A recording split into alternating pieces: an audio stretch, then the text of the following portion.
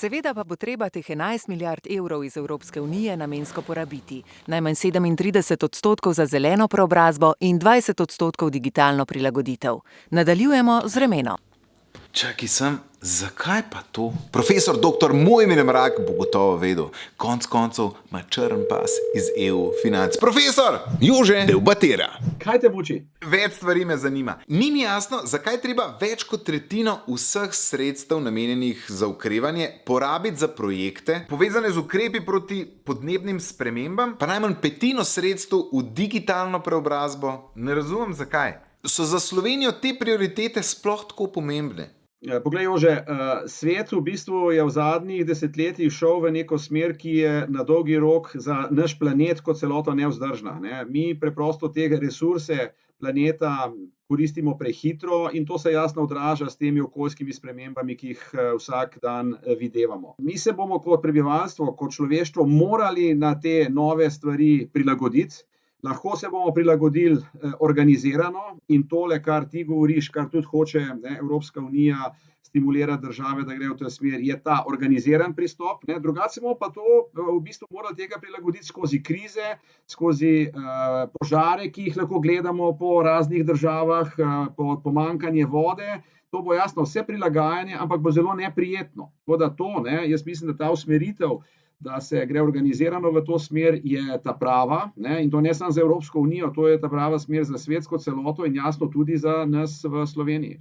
Ok, razumem, prilagajanje na podnebne spremembe je nujno. Ampak kaj pa digitalna preobrazba? Zakaj je ta tako pomembna prav zdaj? No, digitalna preobrazba je pa pač nek proces, ki poteka, ki se dogaja na veliko v gospodarstvu, ki se dogaja na veliko tudi v vseh drugih segmentih življenja, v državni upravi.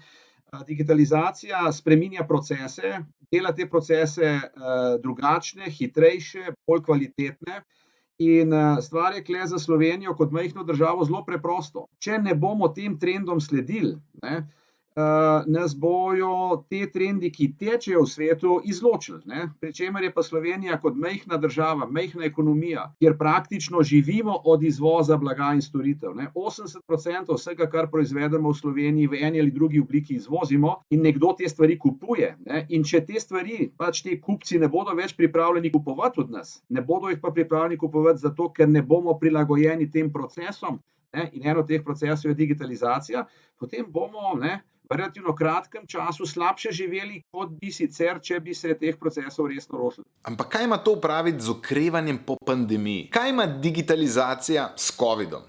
Digitalizacija ima veliko povezav s covidom. Če bi bili mi recimo digitalno boljše usposobljeni, bi zdravstveni sistem določene stvari boljše, lažje, kvalitetneje obvladoval, kot jih je v tej krizi. Šolski sistem bi lahko bistveno bolj učinkovito se soočal z temi zaprti oziroma šol kot sicer. Ena dobra digitalizacija v državi ima zelo, kako bi človek rekel, široke vplive in nikakor ne samo gospodarske. Zakaj se pa sami ne lotimo vsega tega? Zakaj rabimo EU za vse to? Poglejte, mi smo na načelni ravni zelo usklajeni s tem, kar je bilo dogovorjeno na evropskem nivoju. Tako glede zelenega prehoda, kot glede digitalizacije. Do problemov prihaja potem pri implementaciji. Razlog je pa preprosto v tem, da so doskrat te reforme, če hočete, politično nepopularne. In tudi doskrat ne dajo rezultatov na kratek rok.